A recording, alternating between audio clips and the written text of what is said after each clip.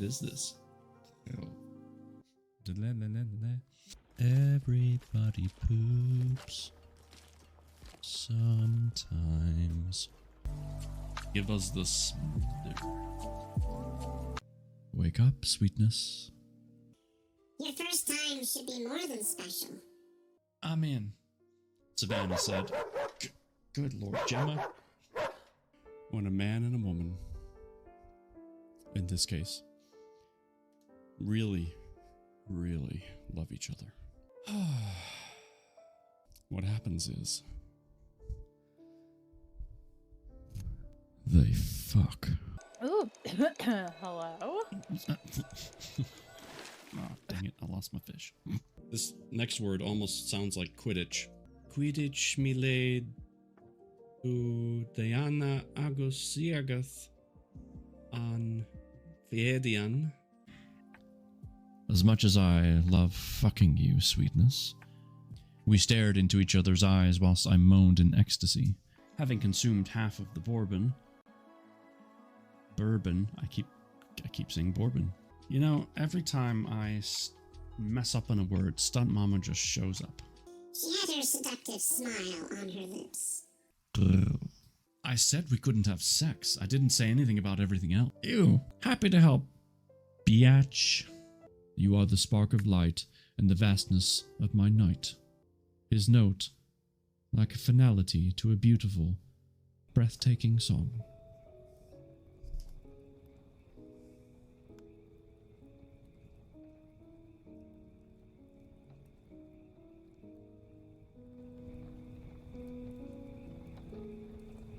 Hello everybody, how's it going? I just realized my stream deck stopped working, so that's a problem. Gonna have to fix that. Buttons, I tell you. We'll check it in a minute. But anyway, let's see. Story mode hero.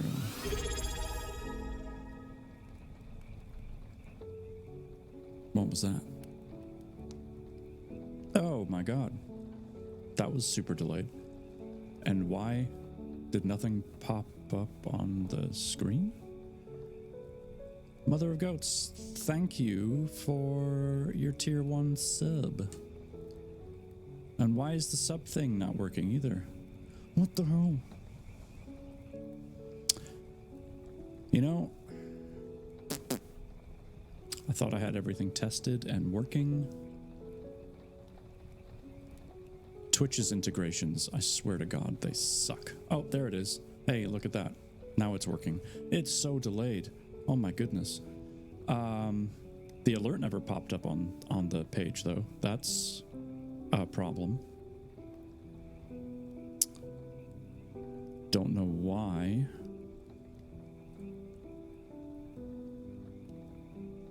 Anyway, we'll figure that out too. What was I saying? Story mode hero. Hi, welcome in. Well done on getting first place. That's what I wanted to say. And Mother of Goats, it is perfectly okay if I read to you while you drive home. Just do not fall asleep at the wheel. That's all I ask. Okay? Thank you. And Kay's here. Hi, Kay. How are you? Yeah, Mad Locust, hello. Who dis? I don't know any Bookfather. You do know. This is my first official stream after rebranding myself. Okay? I also realize I need to go into my store and get rid of all the Atkinson 1020 stuff because that is now irrelevant. I have not done that yet. Should do that. Yeah. Good, how are you? I'm doing well. Thank you. Hanging out with all you fine folks. Quick question. How's the music compared to my voice? We are using a very different source for music tonight, and I want to make sure that it's, you know, just loud enough, but not too loud. that kind of thing. I'm in a Discord call, so I'll be looking. Thank you, Mad Locust.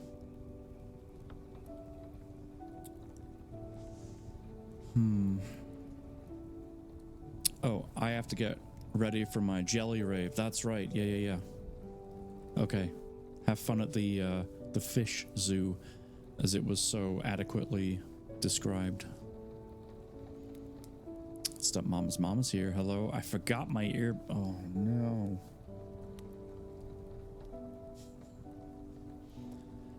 How'd you forget your earbuds? Oh well, that's all right. Stepmom's mama is at a baseball game for one of the grandkids. Iron Shooter's here. Hi, Iron. Hi, Haley.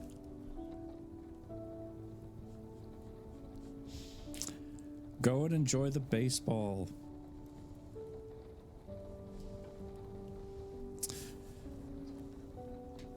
Hello.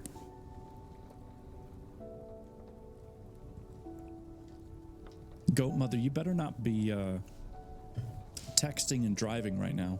I swear I will pull this car over.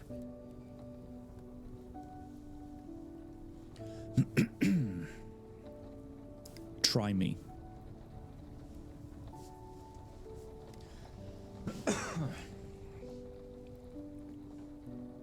You haven't left yet? Okay, just checking. Anyway, how's the audio? Because I want to make sure that this is not going to be a problem when we get into the book. Can you hear the music? I can hear it, but is it too loud? Is it too soft? I'm trying something very different, and if I need to bump it up, I will. Or if I need to turn it down, I can. I can adjust it for you, and I can adjust it for moi. So, you know, either way. Sounds like a spa day. Well then. I'm really stoned right now, so I'm going to be quiet tonight. Understood. A notch lower, she says. All right. I have turned it a notch lower. I had to guess as to what a notch is, but it is a notch lower. Perfect. Huh. One notch. Nailed it. It's kind of like when they say a pinch of salt or a pinch of paprika or something. You know, what is a pinch really? Is it like a child's pinch? Is it a big hand pinch? Like, they don't tell you. And then you mess up your recipe.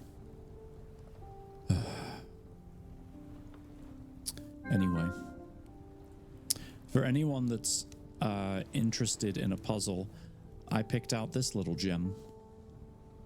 Reminds me of the Hobbits. I'm telling you right now, as long as the internet works, I would live in that right there. Absolutely. Hands down, not a problem. Just make sure my internet works. Make sure my deliveries show up. But beyond that, I'm living there. Sigh. But we don't, and I don't. And maybe somebody does. I don't know. I don't want to talk about it. Lucky bastards. How's everybody doing? I hope everybody's well. Those from the Hype Mine, I do have a Hype Mine check-in. It costs 1 channel point.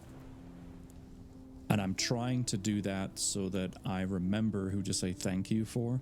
Oh, and I owe squats, by the way.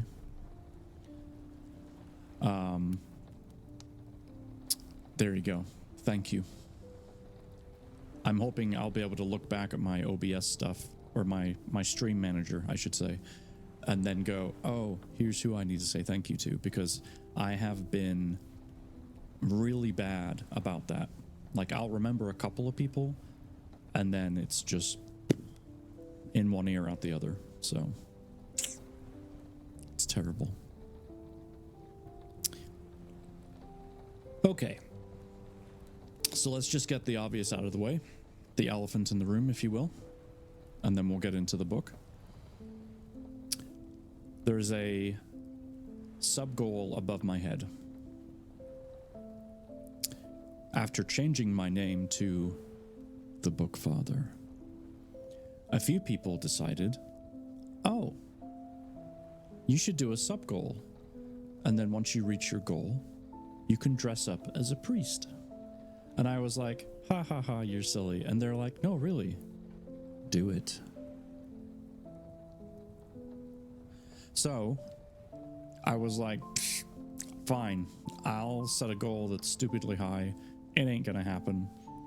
So I made it 100. If the 100 is met by the end of June,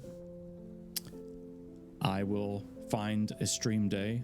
I'll order what I need, and we'll have a stream where I dress up as a priest and we talk about your deepest, darkest confessions.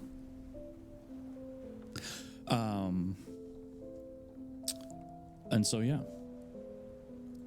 But I'm telling you right now, it's not going to happen. Y'all talked a lot of hype in the hype mine. But I don't see it. I really don't see it happening. And I am fine with that, to be honest. Yeah. So there you go. That's the elephant in the room. Otherwise, I know I owe 10 squats. We will get to those, probably after I've read a little bit. Get the old blood flowing and all that stuff.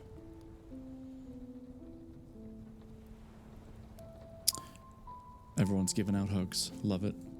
Mother of Goat says bet. Psh, whatever. Whatever. Do you like my shirt, by the way? It's got different designs on it.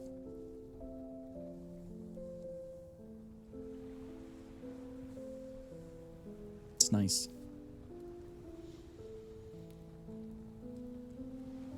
Snazzy, thank you. Who's ready for a book? Oh, that reminds me. The other books that I have lined up came in. So after we finish our current book, right here, one of my books has arrived. That's my picture on the back, so, facial identity. I haven't read this book in ages. In fact, when did I don't remember.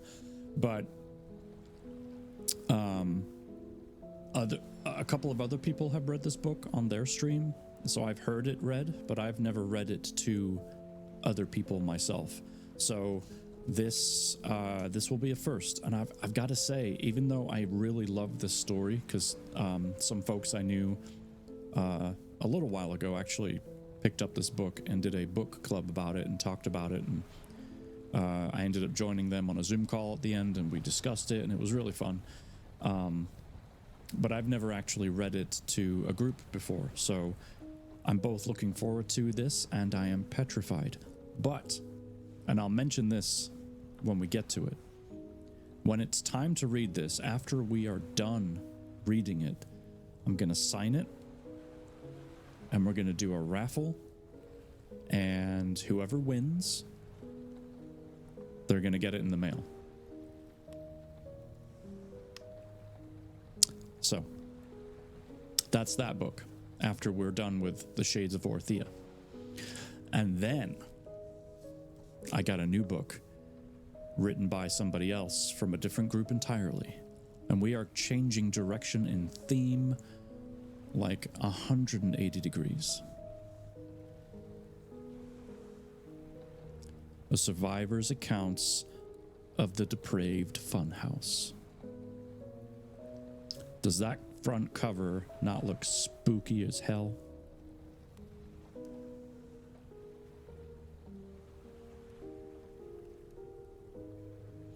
going to be awesome. I believe these are 3 short stories in here, if I remember correctly. So yeah. Oh yeah. 3 gory, horror-filled short stories that make one epic novella about the carnival from hell. Happy world. Would you like a balloon? So this is going to be exciting. Looking forward to that. And then, last but not least, tonight, after I get done reading here, we will be over there reading Fourth Wing, or continuing to read Fourth Wing in Discord. If you would like to join that, !4th, like the number, we'll get you a Discord link which you can join. It'll be in the event chat, and that starts at 9 Central CST, 10 Eastern. Pick your time zone, do the math. It's going to be great. It's a very, very good book. It's excellent. I reached out to the publisher and asked if I could read it on stream, but unfortunately, if I did, it would, or if they let me, it would violate some other rule that they have with another company, so blah, blah, blah. Discord only.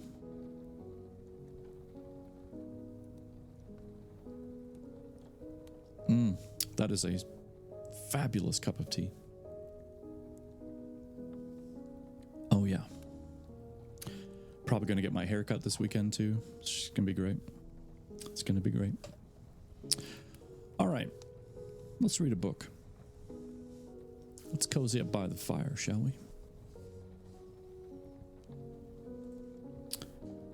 Got to turn that on too. Let's move that here. So many different things going on. Okay. Shades of Orthea. We are on chapter 26 out of 35, if my memory is correct. It's been a great book so far. Written by a streamer, actually. That Violin Chick. Lovely person. Plays Hunt Showdown. And if you've maybe guessed by the name, she also plays the violin. Electric violin on stream. She's amazing at it. So good. Anyway.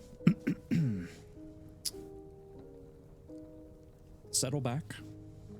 Relax. Get comfortable. And I will read to you.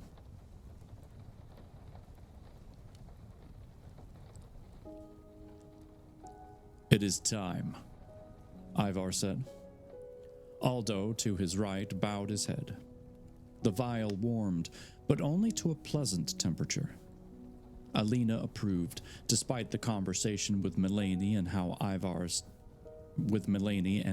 temper. Relief, it seemed, kept Alina in check now. Ivar still wondered what Melanie hinted at. What she had been about to reveal had been contained himself. Soon it wouldn't matter. The binding process would start, facilitating a smooth transition from one mind to the other. The beginning stages would paralyze Melanie and dull her mind. It wasn't necessary, but would lessen any fight she had left in her. The soldier by the door turned and rolled it open, allowing a fresh gust of air inside. Mama House Gaming, hi.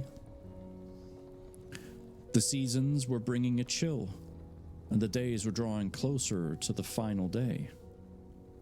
He pulled Melanie into the tent, her arms bound in front of her, and her face set in a stony, rigid gaze that locked on Ivar. He found the effect quite unsettling, and still more surprising in that he took a step back. The woman was intimidating. Even he admitted. It was no wonder she held such honor with the Shades. I didn't realize the time. It's Mama House time. That's all that matters. You're here. And I love you for it. It will make the transition easier with that much power for me to wield. This one is a better shell for me than the last one. Alina crowed. We're not there yet, Ivan muttered. Everyone turned and stared at him. Mulaney let slip a small smile, a mocking sneer that told him he still hadn't won. The thought unnerved him. Don't let her play with your head, Alina snarled from inside Ivar's head. What do you think you have been doing this whole time? Mulaney's voice resounded bright and clear in the caverns of Ivar's mind. He jumped despite himself. Are you okay? Aldo asked, studying his master. You look pale, sir. Ivar straightened his spine and nodded. Of course he's not okay, Mulaney laughed. He's going crazy in the head. Crazy. The general shut his eyes, trying in vain to block her mental assault. Go away, sister. Give up and let fate take its course. Alina's vicious words reverberated around Ivar's skull. Ivar couldn't let the men see him like this, fighting off females fueling inside his mind. He had never felt helpless before. Not like this. There was no resisting, though. Two powerful women, a shade and a sorceress, were not to be trifled with, and he did not have the magic to go at either of them. He understood now the look on Mulaney's face just before she entered his thoughts. Conniving woman. Conniving, is it? Mulaney's voice echoed once again in his mind. It was like being shocked with electricity. He flinched, sweat beading on his forehead. Conniving is what you two are doing, and Alina fighting her fate.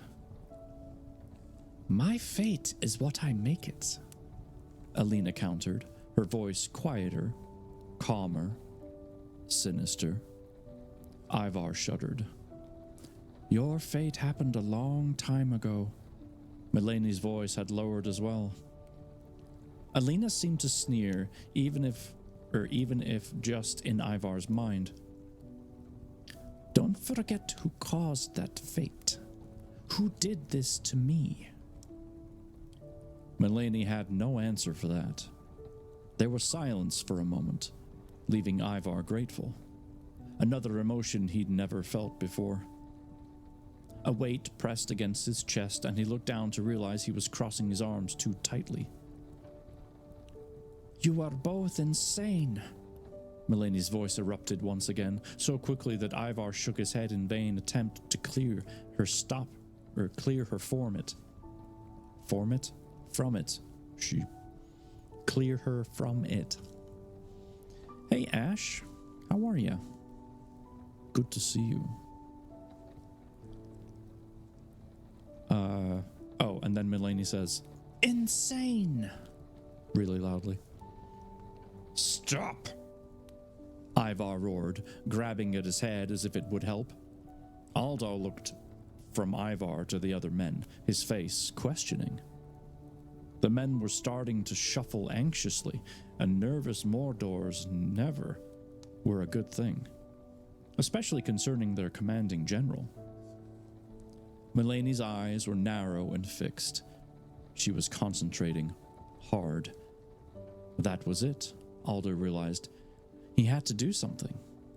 With a quick movement, Aldo swung his fist, connecting with Mulaney's temple. Her eyes rolled back and she slumped to the ground. Aldo did not bother to catch her, and her head bounced off the floor with a sickening thump. Fresh blood seeped from the wound in her arm. Ivar looked up at his right-hand man, his eyes troubled. Aldo waited for the scolding to come, and for Ivar to insist he had been fine, but it didn't happen.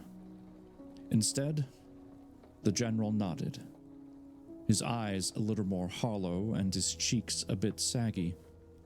He wore the expression of pure exhaustion. The nod was as close to a thank you as Aldo would ever get. He turned to the men, who were back at rigid attention. Not too bad, Xander's team won the baseball game tonight? Nice. That's awesome. Woo! Go team. Go team. Chicka boom boom. Chicka boom boom. Out, Aldo said, motioning to the open door where snowflakes curled around and melted on the ground just inside. The soldiers couldn't get out fast enough, tripping over each other in their haste. Mind reading, Ivar grumbled. This time, Aldo caught his words. Break in the story. Looks like we are shifting over to Fiona and the group. Like, all of the people that were rescued and the rescuers.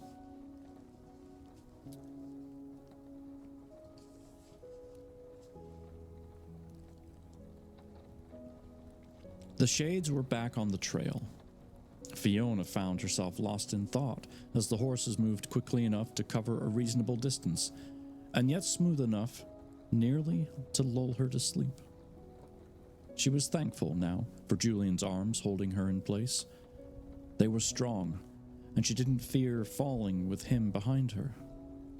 She laid her head back and closed her eyes, but the motion only brought a reactive flapping from her stomach. She opened them again and shook her head. Julian noticed. "Are you okay?" he said into her ear.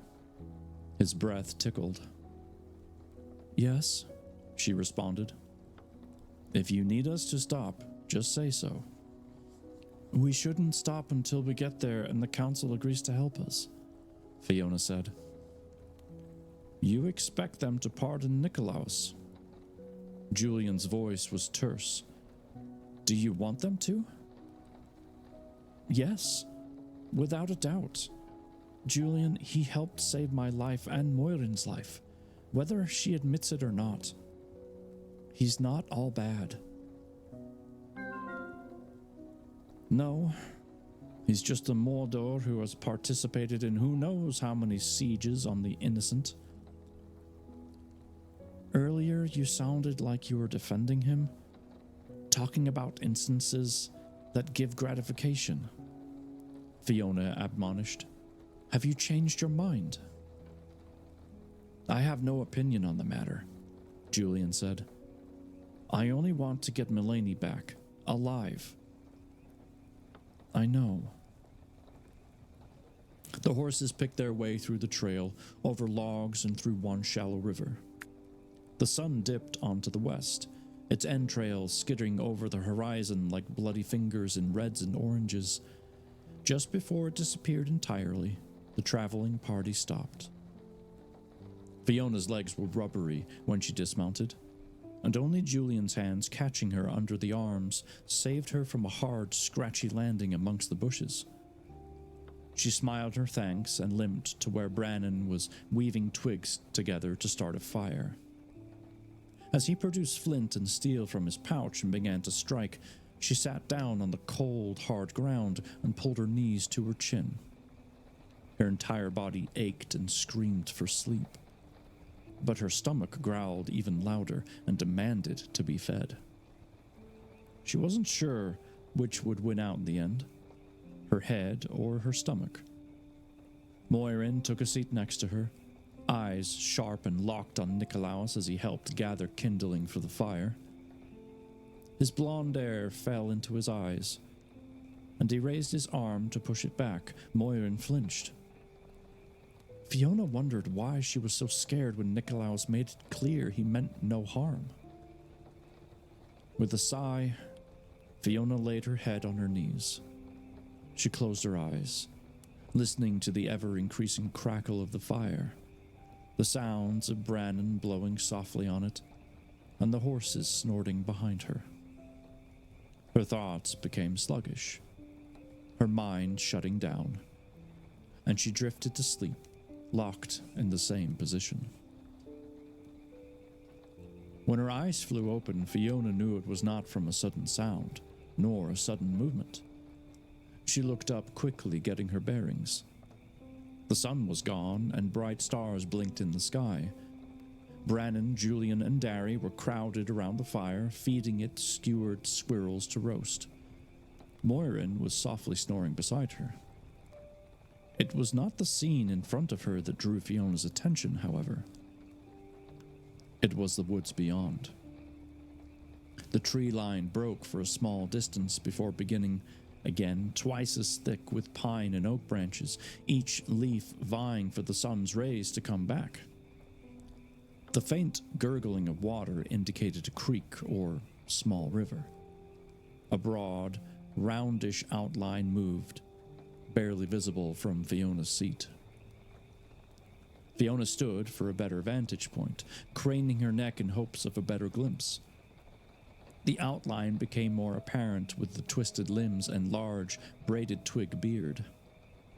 The creature was watching them with its blank, white eyes, a chipped wooden axe resting on its shoulder. Surprisingly, the beast's presence comforted rather than frightened her. Ah, the Lecky. It was following them. But why, she had no idea. Still, she assumed if it was angry and meant to harm them, it would have done so days ago rather than wait until now. It merely stood at the edge of the woodline and watched. "What is it?" Julian asked, suddenly at Fiona's side. He peered into the darkness, attempting to follow her gaze. Fiona glanced at him briefly, then back at the Lecky. It was gone. Nothing but trees waving their branches in the distance. The Lecky didn't want anyone but her to see, it seemed. She leaned against Julian and drew in a deep, cleansing breath. "Oh, nothing. Just the wind," she said. Snowflakes began to fall. And that was a chapter 26. I would call this like a filler chapter. Nothing too crazy happened, minus Ivar's sudden realization that Mulaney can get inside his head. But beyond that, it was just kind of a letting time pass, but we still need to tell a story kind of chapter. It was nice. It kind of slowed down the pace of the story because for a moment there, especially last time we read, things were certainly getting a bit more, fast-paced, a bit more chaotic.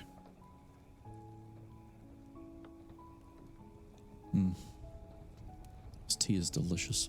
I only have one tea bag left of this specific kind of tea, so I definitely think a trip to where I got it from is in order this weekend. Absolutely.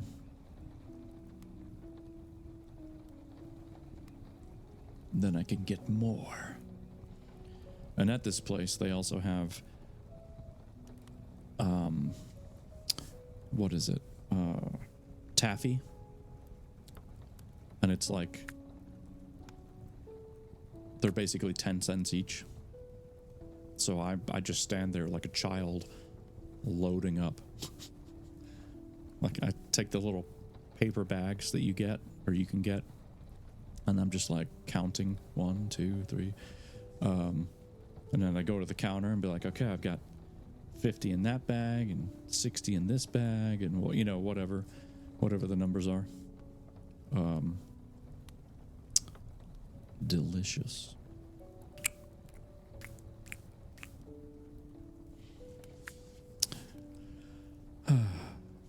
Anyway, thoughts for another day. Oh, I also ordered some English crisps, chips, basically. So those will be here in a couple weeks, I imagine, if I'm lucky. Should be pretty awesome.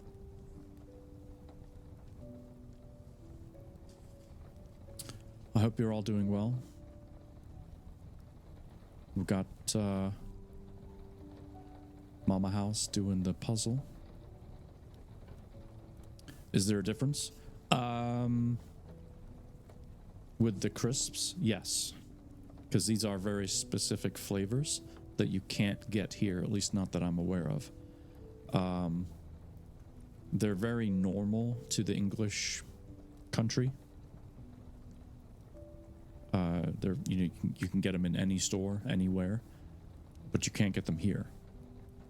So, and they were some of my favorite flavors growing up in the UK. So I definitely need to get some every so often. I can't do the puzzle tonight. I'm trying to finish my battle pass for Fortnite. Hey, that's okay. The puzzle is not a, it's not like a, this must be done. It's just there in case someone wants to do something. B12's here. We need to do some shout outs. There's a lot of people in here.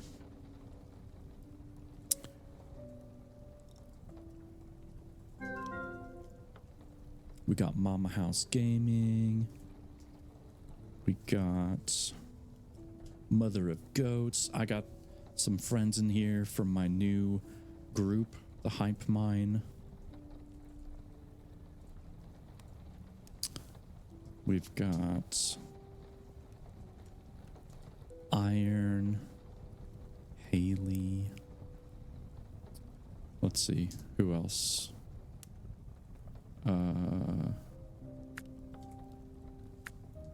Some B12 person, barely know who she is. Of course, we got Ash as well.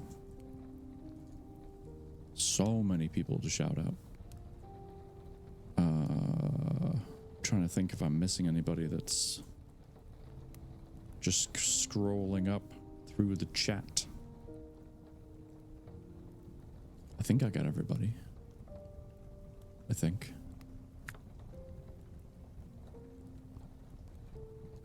Oh yeah, story. That's right.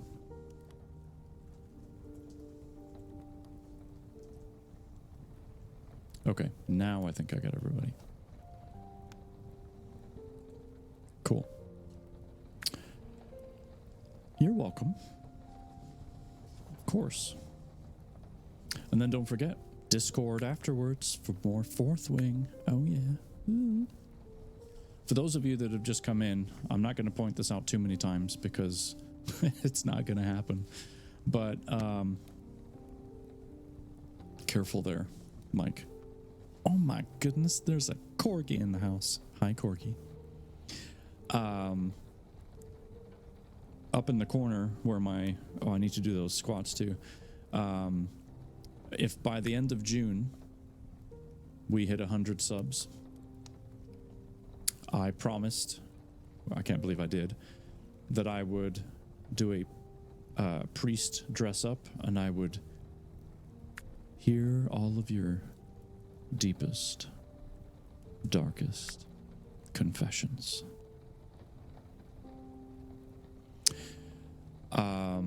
But like I said, I made the goal ridiculously high because I don't think it would happen. And I told the person or persons, it was more than one, that challenged me to this because I changed my name to the Bookfather, and they're like, oh my gosh, you should do a priest thing. And I'm like, nah. They're like, no, you need to do a sub goal. And I was like, okay, fine, but I'm obviously giving you the Reader's Digest version of the conversation. This went on all night. So I was like, fine, I'll make it really high. And that way it won't happen. So, 1 down, 99 to go. That being said, I'm going to do some squats because I owe 10. Nice, easy number. And then we'll get back to the book.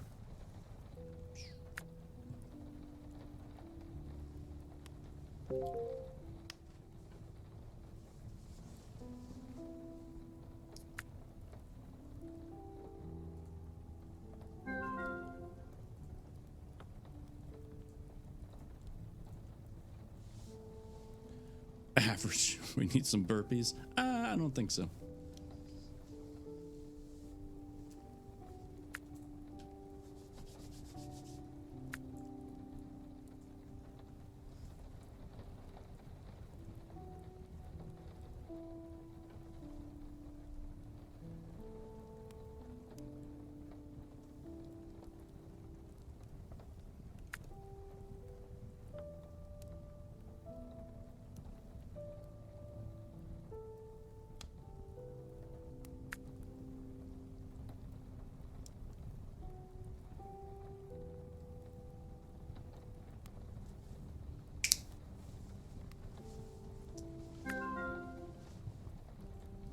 Nailed it.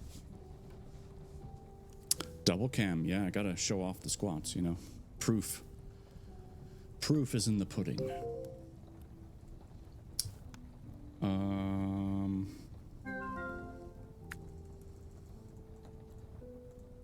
There we go. Got him down. Last time I did a bunch of burpees, I felt like I was dying. Oh, so you just want me to do them? Okay, cool. I see where your loyalty lies.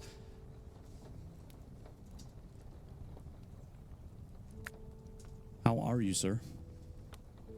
Appreciate you letting me play Helldivers with you as well. It's very kind. Very good job, Stunt Mama and I were watching. Oh, good. See, Stunt Mama, that's how you do a squat.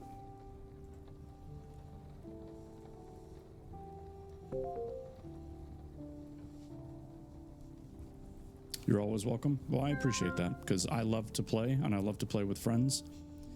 And it's a great game. So, what do you mean? Pfft. What do you mean? Pfft. My squats were way better. Way better. And I'm taller. Okay? I have further to go. The ground is further away.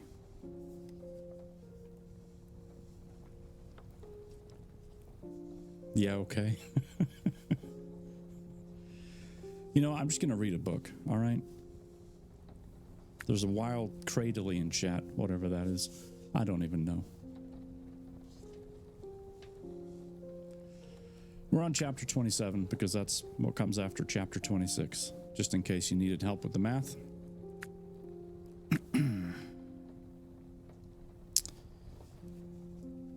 Let's find out what happens. We're back with Alina and Ivar and the bad guys, you know, the Mordors.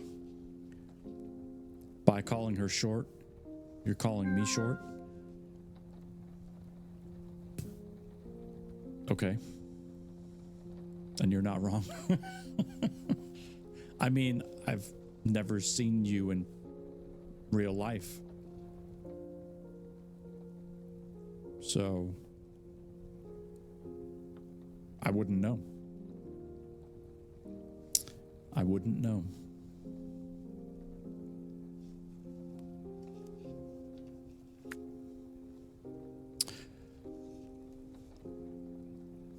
All right, chapter 27. Alina warmed in the vial happily. Your Stunt Mama's height? Okay, well, you know, not everyone... I'm just going to leave it there. There's nothing wrong with being short. Nothing at all. The silence in Ivar's head was loud. A sudden relief. Wait. Oh, the silence in his head. Dude. Rude. I said there's nothing wrong with being short. B12, get off my back. He relaxed on his stool, a wooden frame stretched with deerskin and miraculously strong enough to hold his weight. He had been sitting for hours watching Mulaney sleep. That's awkward. Everything was quiet. Now what? Ivar's own deep voice made him jump. He growled. It was irritating to find himself flustered by this situation. Being ruffled was not part of his routine. We continue our journey. Mulaney's arm is nearly healed, and she is biologically frozen now. She will no longer require food or drink, and she won't fight against us. Alina fluttered in her prison. Ivar opened the tent flap. I want a guard on her all night. He stared at Aldo, who waited against the outside wall. A reliable one. Yes, sir. Rhino, what's up, man? I was last here at chapter 7, 8. Yeah, we're on 27 now. You need to go to YouTube and start catching up. You have missed a few details.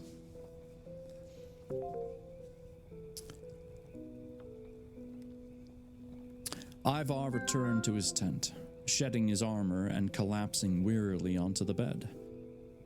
He left his belt in place to secure Alina for the night. The heat left the vial, but it did not turn cold. He tucked his dagger under the pillow and closed his eyes. They were so close. Another couple of days and they would reach Old Grange.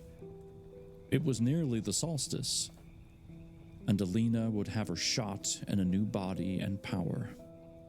He wondered, again, about her relationship with Melanie and what happened to cause such a high rift between them. Indeed, he got the impression it was related to Alina's near demise. Mitchell! What's up? The vial grew icy. Why do you pry? Leave it alone, Alina said. Ivar imagined her snarling and wondered what her voice really sounded like. A high-pitched screeching tone like a falcon came to mind, and he chuckled underneath his cover. Just like a woman. He flinched as Alina shocked him with a brief, painful jolt of electricity. I'll find out someday, Ivar promised aloud, his voice rupturing the quiet. I'm good at discovering secrets. Game over, another win? Yes. Good job. Well done.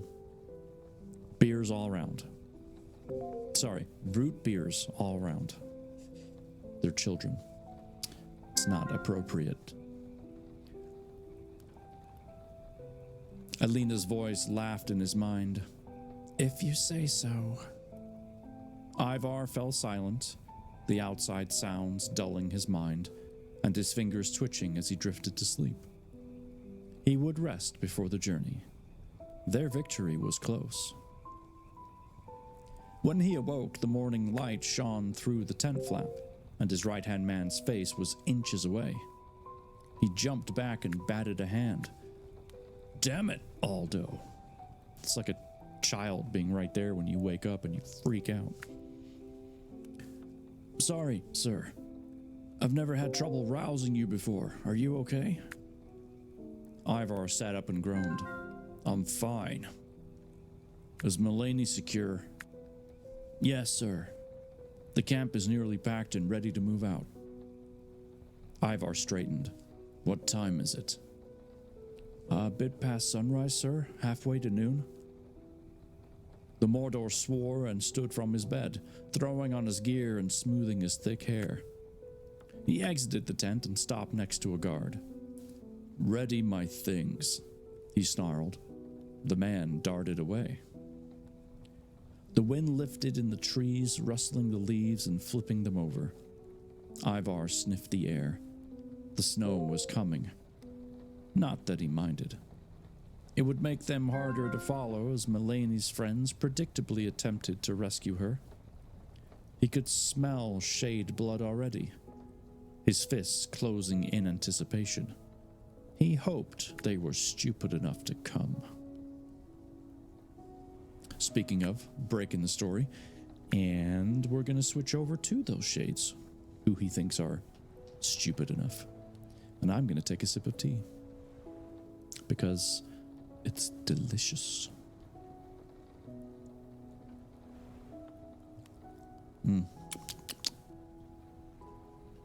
So juicy. The shades rode through the snow for so long Fiona's fingers and toes became numb and her hair matted against her neck, hopelessly tangled in a mass of burgundy. She fell into silence alongside her comrades over the remaining journey, failing to see the point in small talk and in less conversation or useless conversation about the task at hand. Julian shared her example, but the others did not. Your hair, mate, Brannon said. What about it? Dari leveled a steely gaze at his friend. It's sticking up everywhere. So? So how'd you expect to snag a woman with hair like that? It's fashionable, Dari snorted. It makes me look taller. You look like an idiot. Fiona fought the urge to laugh. Moirin snorted. I like it, she said in her soft voice, turning to examine his hair. Don't encourage him, Brennan growled, rolling his eyes. You'll think it's ridiculous when I'm using my mighty spiky hair to skewer Mordor's. Dari winked at Moirin and she leaned back to land a peck on his cheek. Fiona sighed and snuck a glance at Nikolaos, still astride behind Brennan. His face was drawn and worried, every line piercing Fiona's heart like an arrow. She wondered if he was thinking about his fate, if he was scared. She would be. She could only hope the council saw fit to show him mercy.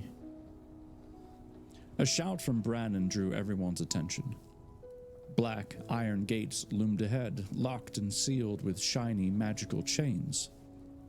There was a noise, hard to make out as anything distinct until they were closer, and Fiona realized it was voices, conversation. People were milling about as if they had nothing to fear. Shades. The riders urged their horses into a gallop.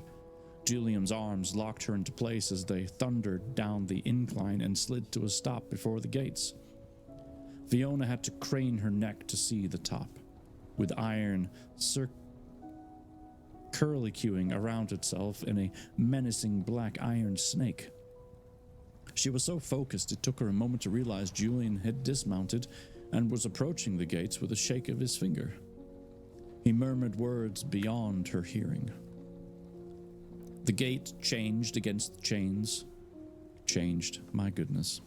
You know, words. We can do this. The gate clanged against the chains that bound it, and at first, Fiona thought it might not allow them to enter. Then, with a white flash, the chains disappeared, and the beastly thing began to groan open. Julian stepped clear of it and took the reins of his horse, leading them forward and into Shades Hollow. The others followed, and Fiona glanced back to see the flash of terror on Nikolaos' face as the gate slammed shut behind them. He looked as if he wanted to bolt, and his knuckles whitened as he gripped Brannon harder. Brannon responded with an elbow. They walked through the village, taking a straight line down the main path. Huts were scattered throughout, and then a larger wood building loomed in front of them. Fiona felt she should be relieved to see where she was told she belonged, but it all seemed foreign to her. She stared straight ahead, not daring to peek at the curious eyes that followed their little group. A hush fell as they approached and left as they passed. She could only imagine what they muttered behind her. For the first time, she wished she had brown hair or black or anything besides bright red. She wanted to be unnoticeable. They stopped in front of the building and its faint whitewashed doors. The white was slashed with gray, evidence of the length of time since someone tended to the wood. The windows were dark, and no one stood in the doorway to greet them. The sudden silence that washed over them was unnerving, and Fiona shifted in the saddle. Maybe this was a bad idea. As if he sensed her unease. I can hear you now, driving home. Sweet. That's 2 cars I'm inside of right now. Woo. As if he sensed her unease, Julian dropped the reins and paced backward to stop next to her knee.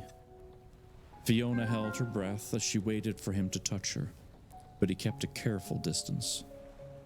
Disappointment stabbed her in the gut as the door opened and an elderly man, garbed in a hooded cloak, stepped out. My ear is itchy. Okay. Councilman Cleary, Julian said, bowing his head in respect. Super SB, what up? How you doing, sir? Are you here to claim dominance over the puzzle? I can understand if you are. Brennan and Derry followed suit. Fiona and Moirin stared at his frail frame. I'm really struggling with words tonight. At least until Zarias is live, I understand. Nikolaos looked ready to bolt. It is an honor to see you again. Come inside, Cleary said in a whispery voice. I have lit a candle for each of you. He turned a dark eye to Nikolaos, who was sliding off beside Brannon. Except that one. Do I need to stay out here? Nikolaos muttered to Brannon, jerking a thumb in the direction of his horse. I wouldn't recommend it. Brannon stepped forward, leaving Nikolaos open-mouthed behind him. The Mordor sighed and dropped the reins to follow. Fiona bumped into him as the steps leading up to the building. She startled, then smiled at him. It'll be okay, she whispered. Nikolaos studied her with a cold gaze and pursed lips. He didn't believe her. The building was dark inside, so it took seconds to see the line of candles waiting for them a few feet inside. Cleary raised a hand to indicate they should each take one. So Fiona followed Julian's example and took the first one she reached. She cupped the candle with her free hand, watching the flame flicker to and fro and wondering what breeze was the influence. Cleary walked across the room to the farthest wall and reached up, pulling a panel to the side. He reached in and produced something small and writhing. Fiona froze. A snake. I gotta crash. Good night, y'all. Hey, no worries, Kay. Have a pleasant sleep. I hope you do. Its black body wrapped securely around the man's arm, and the head came to rest by his shoulder. Although she couldn't see its eyes, she got the distinct impression it was staring at her. She shuddered. Snakes are sacred to Shades, Cleary explained, catching her expression. You'd do well to get used to it. Manja, what's up, man? or the old father.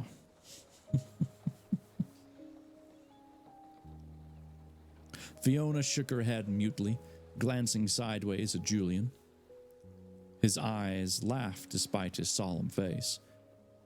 She hopes he sees the daggers in hers. He could have warned her. She returned her attention to Cleary. We came to ask for help. I know, Cleary said. I'm the one who authorized Mulaney to retrieve you from the Mordors. You knew she was going? Julian's voice was tense. Why didn't you better equip her? It wasn't meant to be. She was meant to go with a few. Brannon shook his head. You're a seer. You can tell how things will go.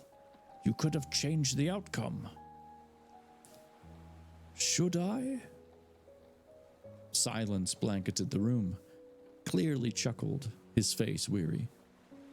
I have done this many years, and never have I steered my people from the path they are meant to take.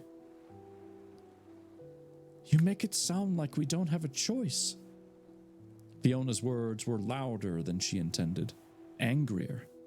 I thought we all decided our own fate. What do you think she did? Cleary's voice sharpened. She knew going to save you most likely ended in her own demise. She's going to die then? Perhaps. Oh, we have an ad starting really soon. We're almost to the end of the chapter, I think. So I'm going to keep an eye on that. Julian shifts restlessly. I don't understand why you're letting this happen. I don't think you understand how being a seer works, Julian. I know you can tell the future. I also can see what happens with every potential choice you make. If Melanie was not allowed to go, she'd have set off on her own. She would have died trying to make it, and then you.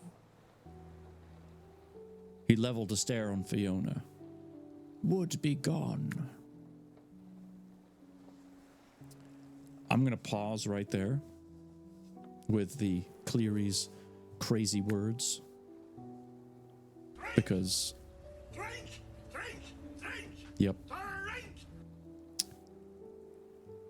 Although I can't... It says ad starting soon, but the counter... finished? So I don't understand Twitch. Make up your freaking mind, man.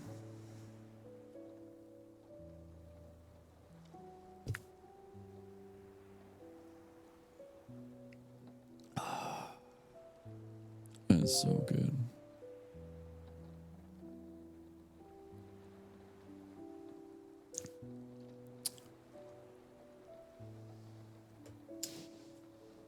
Okay, now it says there's an ad in progress. Okay, this will give me a chance to do some shout outs.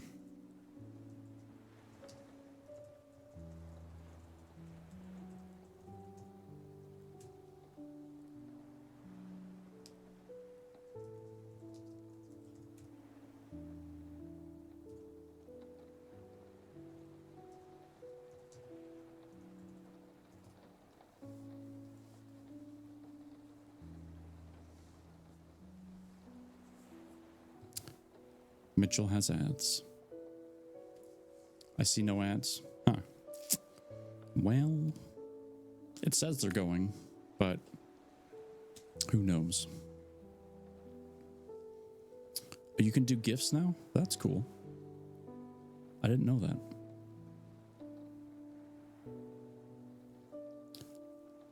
Just in case anyone was curious, I was ignoring Super's comments about ads and seeing them or not. Just in case.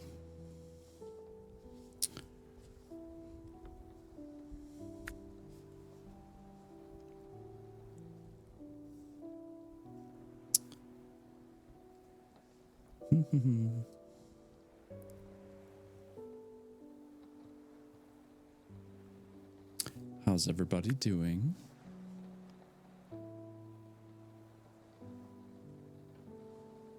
Stop mamas.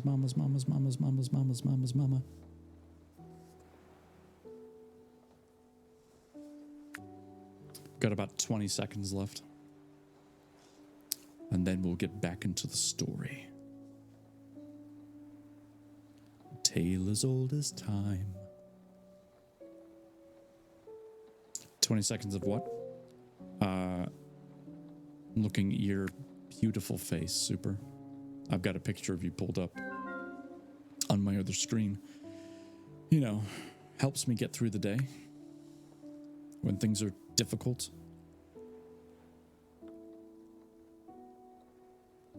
Yeah. Gonna need a new monitor though, because I keep punching it.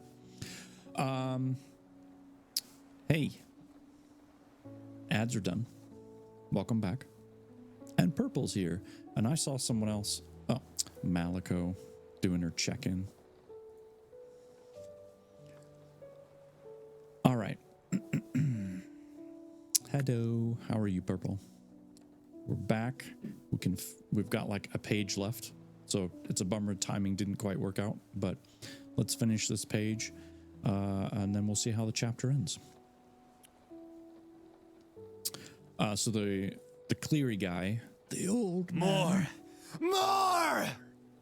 we will do more. Yes, it was just basically saying that that Melanie would have died trying, and then you, Fiona, would have been gone, and that's kind of where we left it.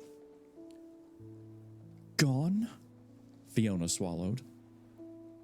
Taken over by the sorceress. Your mind would be wiped clean, and hers inserted instead. Gone. Dari rubbed a hand over his face. What do we do now? We can't leave her at the mercy of the Mordors and this sorceress. That all depends on how you want the outcome to be, Cleary said. Could you be vaguer? Fiona snapped. Cleary sighed. I will only warn you once, dear, to mind who you speak to that way. Julian cleared his throat, and Fiona glanced over to see the warning expression he gave her. He shook his head, and she closed her mouth, her jaw set. As I was saying, Cleary continued, if you leave now, you will most certainly all die. If you wait until morning, you have a shot. We must take the whole armory of shades, Brandon said. We need more power. After the ceremony, Cleary said, we rejuvenate our power at first light. Be here to assist, and you will have everything you need to challenge the Mordors. They will not reach their destination before you. Julian nods. Acceptable. Fiona blinked. Just like that, the old man's words was taken as truth. She didn't like it. The last few weeks had taught her that no one knew everything, and this man's presentation of his own knowledge put her on edge. She wondered how accurate a seer really was. Now, we have another matter to attend to. Cleary gazed, locked on Nikolaus, who looked ready to pass out. Heat rushed up Fiona's neck, and she took a step forward to defend her friend. A hand on her elbow stopped her, and she glared at Julian. How dare he intervene? What is your name, young man? Nikolaus. And that's the end of the chapter. What happens? It's like the ending of an episode, and then you have to wait a whole week to find out what happens. Y'all remember when you had to do that with TV, right? It wasn't binge watching, it was same time, same channel. See you next week. You know, back in the day. All the young whippersnappers in the room were like, huh? What? That's cap, bro. Sadly, yeah, me too.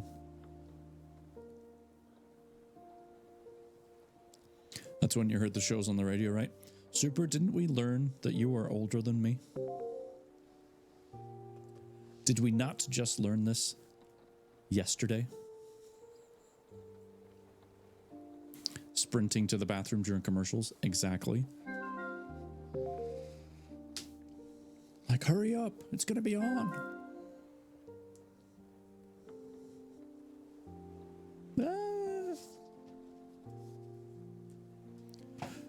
Super's memory must be older because he's forgetting that we just had this conversation.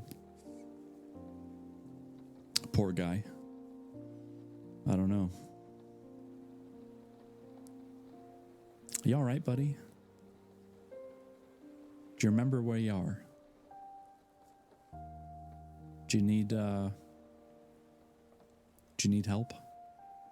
I feel called out. Hey, Mama House Gaming, no one has called you out. As far as I'm aware, you are sharp as a tack. Don't call me old. I can only call myself old.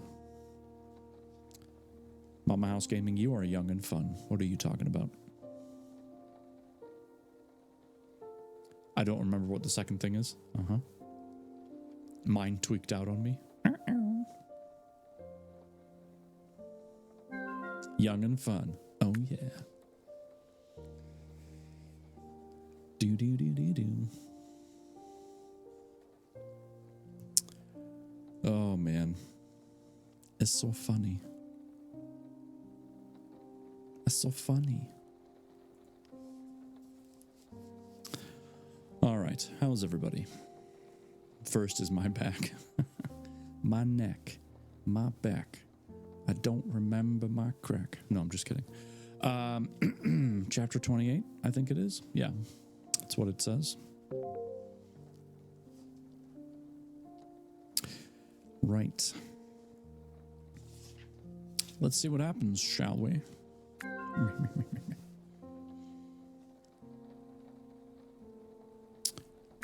I don't think it will work. Aldo shook his head in disappointment as he and Ivar peered over the edge of the cliff. We need to slow down. His words were followed by a few drifting snowflakes, making the official descent of winter. One step closer to the solstice and Alina's rising. Ivar moved a hand to cover the vial. He still wondered if she would keep her word or if he'd be forced to spill sorceress blood. Behind them was the edge of the wicked forest, with its intertwined branches and dark-leaved ground, and before them spread the gray and white expanse of the Iron Wolf Mountains. Sharp mountain tops rose into the sky, their tips covered by clouds. A gusty chill pushed at the travelers, and all pulled hoods low and covered their faces. A slender river cut in between the Mordors and the foot of their rocky growth. They would have to circle around and go down. So this is probably what the Cleary was talking about, because now their path has been altered and it's going to take them longer. Ivar stood with Aldo at the end of the invisible line separating ample forest from the harsh mountain range and shook his head. He hated delays. We better get to it. He turned, and his officers followed him back to the body. Mulaney was draped over the donkey that previously carried Fiona. Her eyes were open, glassy and unseeing. No one looked at her, unnerved at the sight and sensing that to look at her would be to look at death itself. Rumors of her power had spread like wildfire through the camp, and many saw her captivity as a bad omen. They only pressed on for fear of their leader. The army marched down to the east, following a barely visible trail that snaked around the edge of the mountains and disappeared. It was beaten from the travelers who previously made the journey, but didn't care to continue into the unforgiving Iron Wolf. Thankfully, Ivar thought, his men bore the bravado. They progressed forward at a faster pace than he anticipated, leaving them around the first long bend as the day drew to a close. The camp was pitched, and Mulaney delivered to Ivar's tent. A trio of archers went back into the forest and emerged just after sundown with a pile of rabbits. They skinned and skewered them, then propped them over the fire. The men salivated at the smell of cooking meat, permeated the camp air. Aldo and Ivar sat together to eat with their backs to the unconscious Shade, as if they could forget her glassy eyes for a moment. Alina warmed in the vial as they tore into roasted rabbit legs, eager to taste real food again. Ivar glanced at his comrade. Aldo had barely breathed in between bites. His leg halfway gone within minutes. Not a word was said until they were both finished and licking grease off their fingers. They tossed the legs outside for the wild dogs to find. Aldo shuffled his feet. Ivar, may I speak freely? Ivar narrowed his eyes. Yes. You told us at the beginning that this body would be a sacrifice. You said that we needed a girl to harness the power of Old Grange. What you didn't specify is how. Ivar lifted his chin and said nothing as he watched his companion closely. He'd wondered when Aldo would begin to pry. There's more than what you've been telling us. Aldo crossed his arms, braver with every word. What are we doing? Several minutes passed, and Ivar still didn't answer. He stared at his friend who stood toe to toe and gazed back. He wasn't backing down for the first time since Ivar met him. The man had gumption, Ivar admitted. He waited longer than necessary to respond, just for good measure. If I tell you, you must believe me. Ivar sat down. Aldo nodded and remained standing, his face lined with trepidation. Ivar waited for the frigid searing of the vial, or perhaps a burn, but Alina remained neutral, not indicating either way that what she preferred Ivar tell. Ivar told him everything. So they're making their way around the mountain. Ivar is spilling his guts to his second in command, his best buddy, his pal. And now there's a break in the story. Looks like we're back at the, I forgot the name of the town already. Now my memory's starting to go. We're back with the Cleary and Fiona and Julian and the others. Shades Hollow. We're back at Shades Hollow.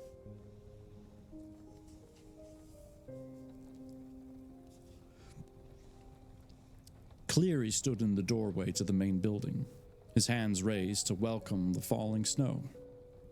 It melted on his palms, and his smile grew. Fiona stood to his right, a scowl pasted to her face as she tried to figure out what there was to be happy about. Snow would slow them down even more, and her mentor might be lost forever.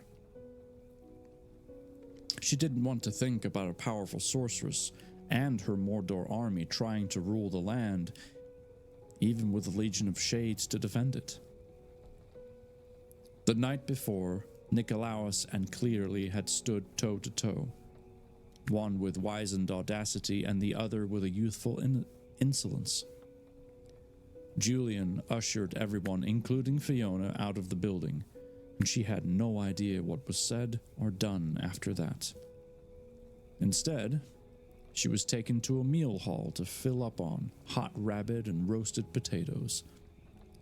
She worried about her friend the entire time, glancing up every time the door opened, but he didn't appear. Several women took Moirin and Fiona under their wings, leading them to the living quarters of the unwed ladies. There, they bathed and dressed in plain white gowns before braiding their hair and being shown where they would sleep. Instead of private bedrooms, the women had common rooms. Fiona and Moirin huddled together under a blanket as the stewardess blew out the candle. Fiona missed Natalie and Leah terribly, hoping for all the world that they were okay. She closed her eyes and tried to call out in her mind for the eagle to take her to see them, but she was greeted by silence. Now, Fiona waited beside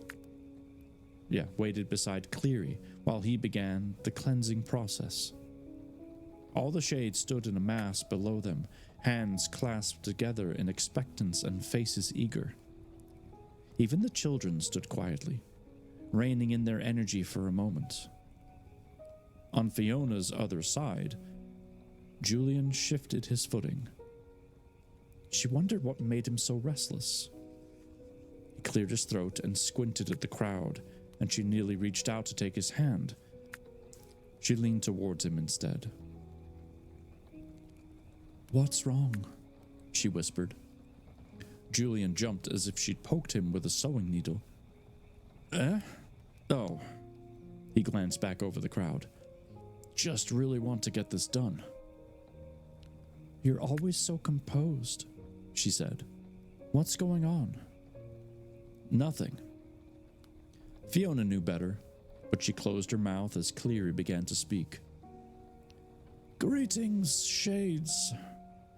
Thank you all for joining me on this, our annual cleansing." He intoned for several minutes on the importance of cleansing powers and the responsibilities Shades must adhere to. It sounded like a pre-written speech spoken every year, word for word.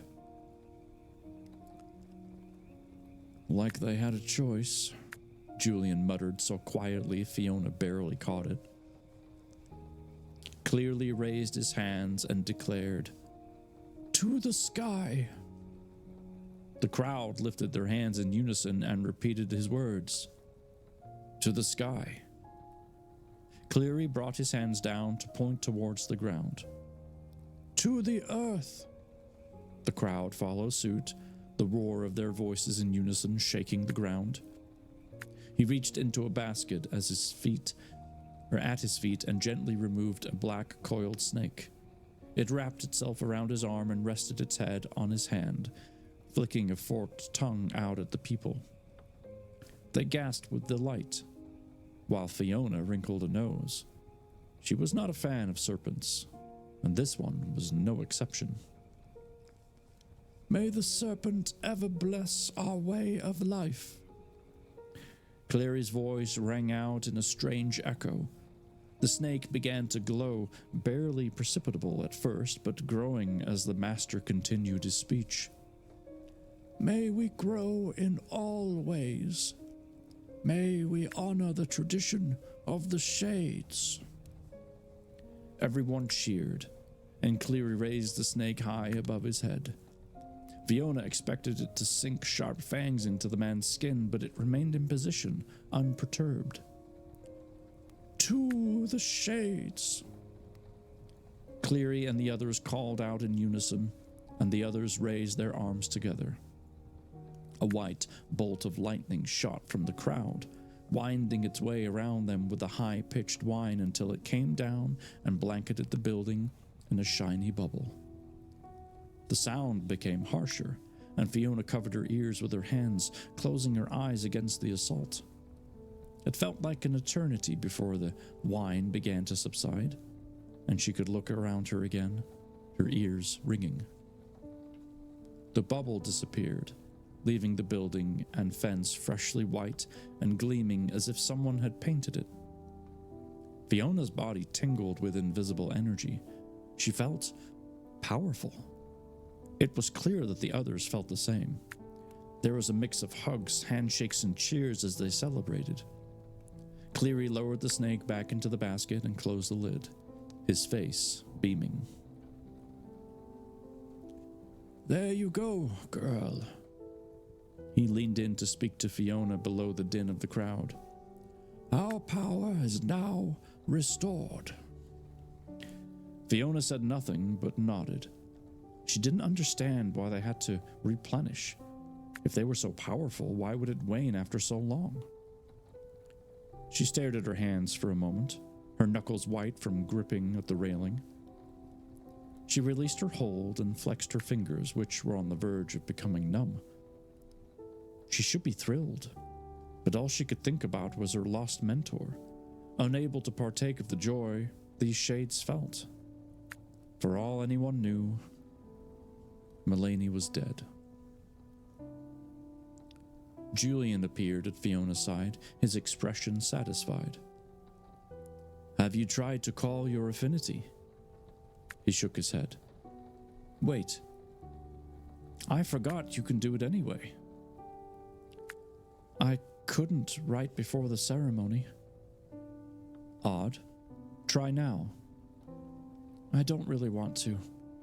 Trying was a bad idea. Why? Fiona looked at the crowd. It's a little odd, isn't it? Julian looked at her curiously. This isn't the part where you say something to insult me, is it? Because you're quite good at it. Fiona smiled. No, actually, I meant because all these people must see affinities as a daily thing. I'm hardly special. I just don't understand why I couldn't bring it here this time. Just before the start of the ceremony, all magic energies are blocked, a different voice answered. Cleary's face appeared so close to Fiona's that she jumped back. I hope I didn't make you nervous. No. Fiona swallowed, expecting the elderly man to call her out on her lie. Instead, he leaned back and spread his palms. Bring it here, young one. I'm curious to see yours. Perhaps she'd feel more comfortable just working with it alone before presenting it to everyone, Julian objected. Fiona wanted to hug him. I remember how I felt before I got the hang of the boys. Fiona snorted despite herself. The boys? What, you get 2 of them? They do travel in pairs, Fiona. Julian raised an eyebrow as if it was common knowledge. Fiona crossed her arm. What does? Show her, Julian. Cleary's smile widened. Julian raised his arm and closed his eyes. Thunder rolled. A growl echoed across the valley, and everyone turned to see 2 ghostly white beasts galloping down the path with red eyes locked on Fiona. And that ends chapter 28. So, a few chapters ago, Fiona realized through what was essentially scary and panic-induced moments of tension that she could connect with her animal, if you will, her spirit. And in her case, it was an eagle.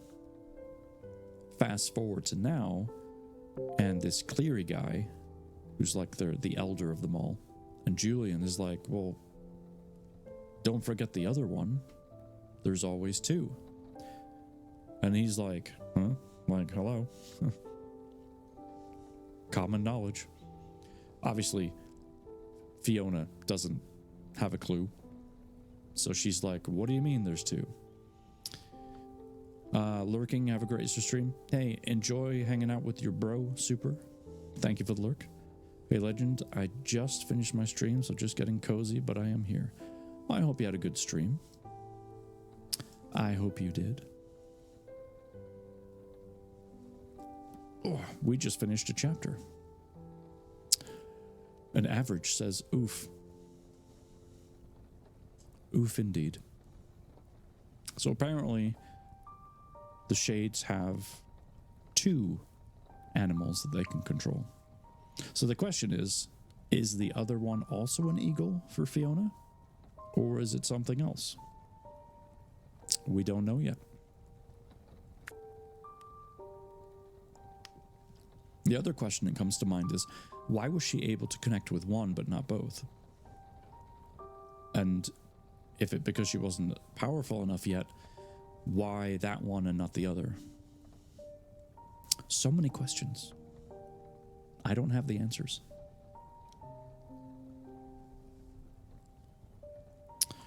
All right. Don't forget, as a reminder, after we finish this book, we're going to read this book, one of mine, Final Earth. And then after that book, I'm already ready with this book.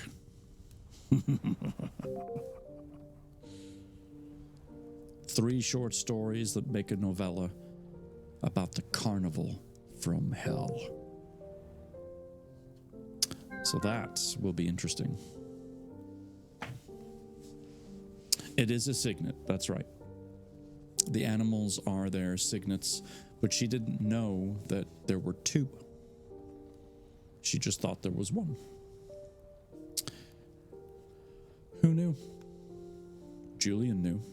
The Cleary guy knew. But Fiona didn't know. All right, we have time for definitely another chapter. I'm trying to figure out if we have time for one more after that. We'll see. If I got you a series to read, would that alter the schedule? No, because I already told the person that wrote that clown scary book what the schedule is. If anything, I could remove my book and just not read it because it's just mine. It's not, it's nothing special per se. After we finish reading this one, which we are pretty close, we only have like 6 or so chapters left. You're on your laptop now? Cool. We could go straight into the scary book and then into something else, but I'd need to know what the series is. I need to talk to the author to make sure it's okay, make sure there's nothing in those books that is a problem, yada, yada, yada. So, B12, if you don't mind, can you DM me on Discord? Give me the 411 on what you're talking about. Send me a link as well so I can go look at the books. I'm assuming you have the connection to the writer, because I can't just oh, okay, she's a good friend and I'm in the first book. Okay, well that helps, especially if it's someone you know. I just have to be careful, that's all. Otherwise I would have just read Fourth Wing instead, but don't want to get in trouble. All right. Chapter 29. Thank you for being here, everybody, by the way. She named me after a hippie? Wow. You're in the book? But I digress. Chapter 29. Ivar slept with his cot placed next to Mulaney's body. He didn't want her to die in the cold, so he covered her with a blanket. Oh, what a guy. Small puffs of breath drifted from her mouth, but her nose and cheeks were pale. Put me under the blanket. Alina had impeccable timing, as usual. Silence lasting days, and here she was, offering to warm her sister. Not because she likes her. The sister she hated. Yep, there you go. Yes, indeed. Yet needed. Ivar placed the vial next to Mulaney's rising and falling chest and climbed into his cot. The cold was sharp despite the campfires they built. Nothing could stave off Iron Mountain. Why do I want to sing like the Hobbit's mountain song? I forgot what it's called. Like the From the Mountain. Or wait, no, that's freaking that's Frozen. I'm getting all my movies and songs mixed up. What is the song from The Hobbit? Mountain go do do do do do do do. I can't remember how it goes, but I've heard it and I love it. Anyway, I'm digressing now. Focus. Aldo's response to the plan was all Ivar saw when he closed his eyes. The dwarf song? Yes. A mix of wonder and disappointment, although Ivar sensed his friend was more put off about being left in the dark than about the plan itself. He'd asked question after question about Alina, her past, her future, and Mulaney's involvement. Then, he'd bid goodnight to his commander.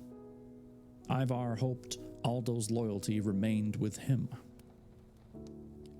Once they passed through Iron Mountain, Old Grange rested on the other side, beckoning. They were so close, and yet Ivar felt nervous rather than comforted.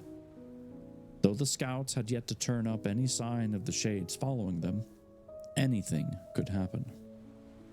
He wondered if the red-headed Fiona had made it to their home and gathered forces.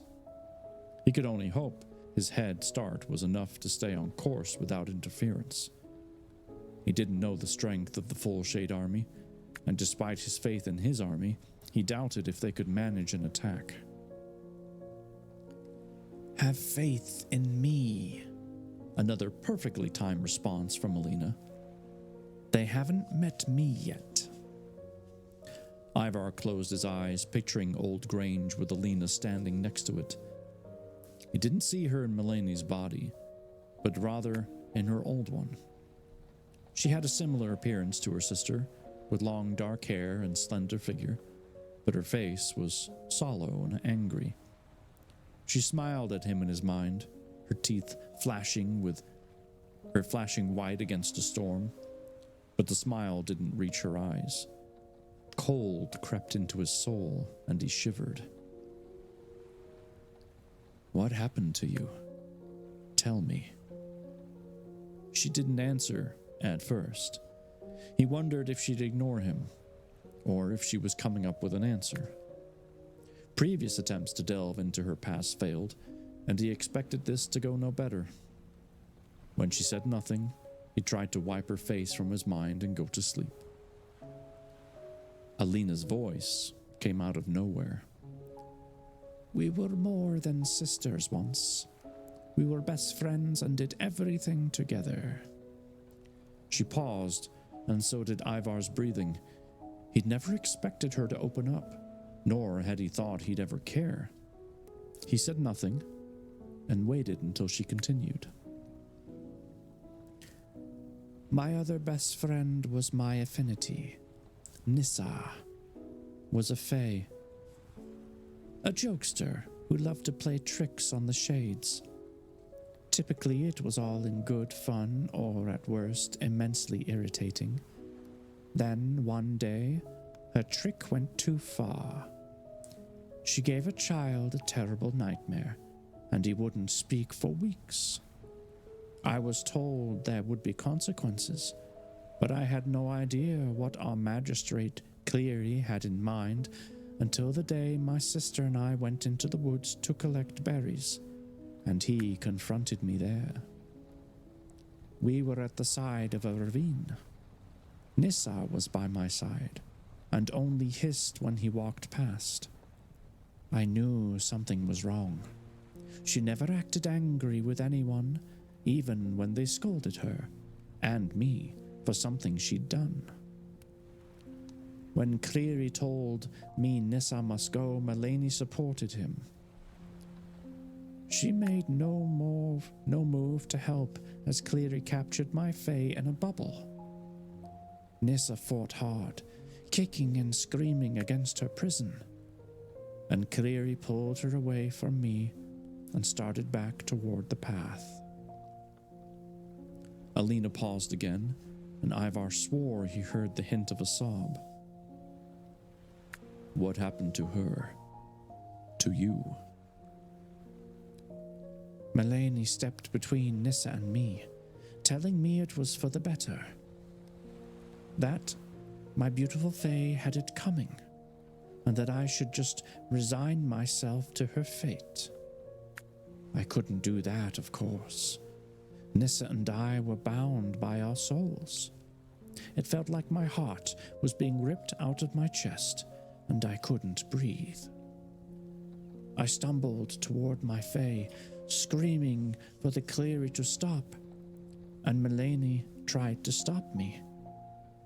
I lashed out, catching her across the face, and she shoved me away so hard I fell down the ravine. I don't remember anything after that until my soul reawakened when you walked past me so many moons ago. My sister became my sworn enemy, for she'd allowed my fae to be destroyed.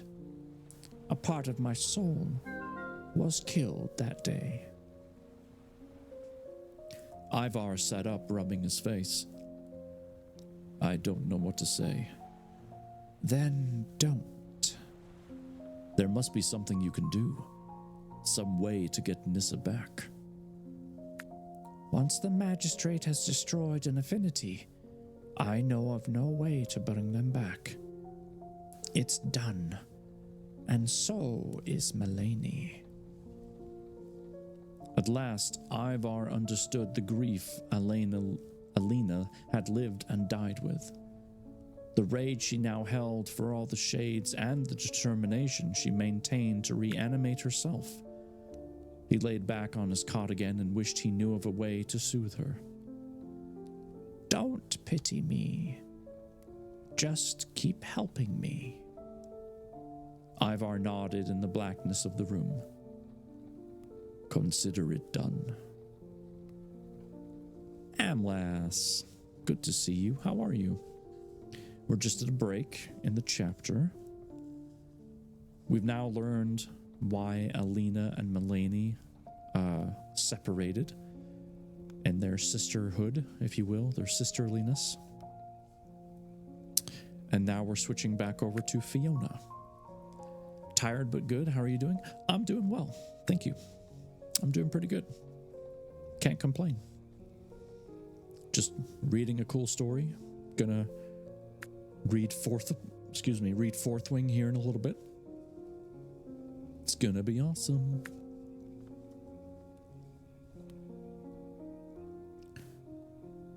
Fiona swallowed a scream and covered her face when with her arms as the hounds descended upon her. Her heart pounded in her ears as she waited for the inevitable ripping of her flesh as they dealt one punishment for her lack of faith in Cleary. Barking sounded next to her ears, and she winced. Then there was silence, punctured by a slight whine that sounded happy. She looked up to see two hounds seated in front of Julian, whose arms wrapped around their necks. Long black tongues licked him on the face and neck, and ghostly white tails wagged. A black mark circled around one's left eye, and the other had a stripe of black down its nose. Those are my affinities, yes. Julian pushed the dogs away from himself and stood. They come and go as they please, or as I request of them. That's amazing. Fiona stared at the beastly dogs, which stood as high as her waist. Muscles bulged from their frames, and she shuddered as they laid eyes on her despite knowing they meant no harm. You'll get used to them, Julian said, rubbing one on the head. It leaned against him and groaned with pleasure. They're harmless, to us, anyway. Mostly. Fiona rubbed her arms. You can call them now. Our power is fully restored, so yes, I can. She wondered if she could call her eagle now. Then again, she was still curious as to why she couldn't call it right before Cleary performed the ceremony when she'd been able to embody it before. She looked over at the man who was conversing adamantly with a group of shades. Something was off. She wished she could figure out what it was. Are you okay? Julian's voice brought Fiona out of her thoughts. Perfect. She smiled and nodded. What now? We discuss going after Mulaney. Oh wait, that's not Cleary. Just kidding. We discuss going after Mulaney. Clearly should be willing to send the shades now that our power is fully restored. Then let's go. Fiona marched over to Cleary's side and cleared her throat. He stopped mid-sentence and turned to her. For a moment she felt like a small child under his gaze. Yes. Fiona closed her eyes for a moment to steady herself. I believe we have someone to rescue. Cleary stared at her, his face blank. You know, from the grips of the that's still her. Sometimes I can't tell who's talking. You know, from the grips of the Mordors and all that, before they take the strongest power in the world. Oh, right. Yes. Tell Julian to ring the bell. I'm right here. Julian appeared at Fiona's side, his hound sniffing at his feet. He went up the porch steps to a large bronze bell wired at the top of the door. Fiona hadn't noticed it before. He reached up and waved his hand around the circumference, and it began to move. The sound was so slight then, at first, Fiona couldn't hear anything. It grew in volume, however, until it was nearly deafening. Everyone stopped what they were doing and moved back to the porch, faces somber. The bell was obviously something serious. Thank you for all of your attention. There he was again, Cleary. His expression of haughtiness was starting to drive Fiona mad. Could the others not see it? He'd so easily forgotten one of the most important members of the Shade Society. We have a problem. Melanie has been captured by Mordors, by Ivar himself. We must go to retrieve her and stop him from using the power of Old Grange. A murmur went through the crowd. Everyone shifted around and made comments to each other, but Fiona couldn't grasp whether they were in favor of going or not. Ivar's name held weight. To her, it should be an easy decision, and yet they were all hesitating before her. Cleary, we need to hurry. Julian seemed to read the crowd the same. We're already late in the evening. I need volunteers, Cleary said without responding to him. If I get none, I'll assign. Julian stepped forward. Fiona and I are going. Brannon and Darry appeared from the middle of the crowd. We'll be going as well. Brannon nodded to Julian, the understanding of a brotherhood and spanned more than blood. That spanned more than blood. Fiona smiled. Leah, Natalie, and Dax are already scouting. We need to find them, Julian said. On our way to reaching Melanie, of course. Cleary nodded. Fiona started to think maybe his nose was permanently tilted to the sky. Julian shook his head. It will take more than this to take on the Mordor army. Come on, this is Melanie we're talking about. His voice rose to echo over the silent crowd. As if jolted by lightning, more shades stepped forward until Fiona lost count at 100. They all held determined expressions and kept their eyes locked on Julian, as if Cleary wasn't there. He shifted, perturbed. You should leave before sunset. Cleary's eyes turned to the noon sky. Get what weapons you need and assemble quickly. And that brings us to the end of the chapter. Oh boy. War is coming. The fight to save the earth, or something. But we'll have to find out next time. Now, let me see. Next time is Sunday. I don't know how many pages exactly we have left because there are no page numbers, but I can tell you we're on chapter 30. I'm going to do a quick count, actually.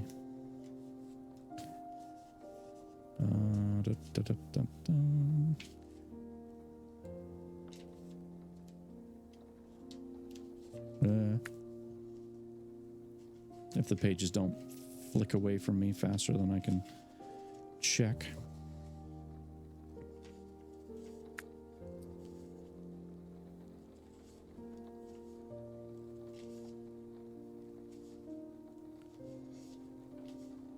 We've got about 31, 32 pages. So I think we'll finish the book next time. That is going to be the plan, no matter how long it takes. We might go a little extra. Who knows? I don't. But we'll find out. So we'll pause here for now, because I'm going to be reading Fourth Wing in Discord in about 10 minutes, give or take. And then we will finish the book on Sunday. And then on Thursday next week, so this time next week, we will start our next book. It's going to be exciting. All right. Well, I gotta say, I'm excited to see how it ends. I think we have a good idea. I feel like the book is going to have a happy ending of sorts. That being said, though, the author, that violin chick, did say she could write the next part of this story. So it almost feels like it might be unfinished in a way. Did you pick one? Is it going to be one of yours? Yeah. So the plan as of right now is to start mine next week. And then once that one's done, we have this one. The Survivor's Account to the Depraved Funhouse. It's a 3 short story novella style read, so that should be fun. And then B12 has left me a message in Discord about other books that I might be able to read from someone that she knows. So how it's all going to unfold, I don't know yet, but that is the tentative plan as of right now. That being said, we need to find somebody to raid. Let's take a gander and see who's online.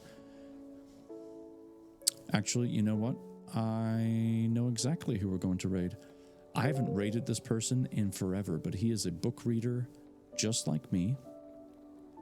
His name is Gentle Fox. He does ASMR as well. But for those wanting to continue the calm vibes, he's going to be right up your alley. He's currently reading Dune by Frank Herbert. So please join me. If I can type properly. There we go. The raid's ready. Thank you, Goat Mother, Mother of Goats, for your sub. Thank you for everyone that's been here hanging out. I appreciate you. I hope that you take care of yourself, that you take care of each other, and that above all, you have a wonderful evening or morning or time zone, whatever it is. Either way, I hope it's good. We'll be back on Sunday to finish this book, no matter what. But until then, good night.